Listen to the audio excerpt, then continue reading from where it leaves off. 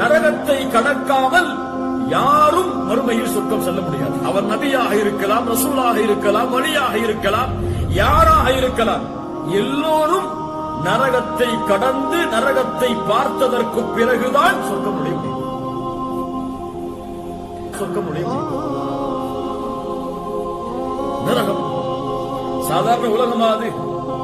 அல்லாஹ்வுடைய தூதர் ஸல்லல்லாஹு அலைஹி வஸல்லம் சொன்னார்கள், உங்களுடைய வீடுகளை எரிக்கக்கூடிய நெருப்பு நரக நெருப்பில் 70 ஒரு பங்குதான். இறை நிராகரிப்பாளர்களுக்கு அல்லாஹ் சொர்க்கத்து உணவுகளை ஹராமாக்கி இருக்கிறானே தெரியாதா? தெரியாதா? அது உங்களுடைய கூட்டத்தாருக்குரிய உணவு அல்ல, அது எங்களுடைய கூட்டத்தாருக்குரிய உணவு. ஆமாம், முஸ்லிம் என்கிற 4ஆம் பாகம் நிறைய நபிமொழிகளை நீங்கள் பார்க்கலாம். ரசூலுல்லாஹி ஸல்லல்லாஹு அலைஹி வஸல்லம் அவர்கள் சொன்னார்கள், யார் உலகத்தில் மதுபானம் அருந்தினானோ அவனுக்கு மறுமையில் சொர்க்கத்து மதுபானம் கிடையாது.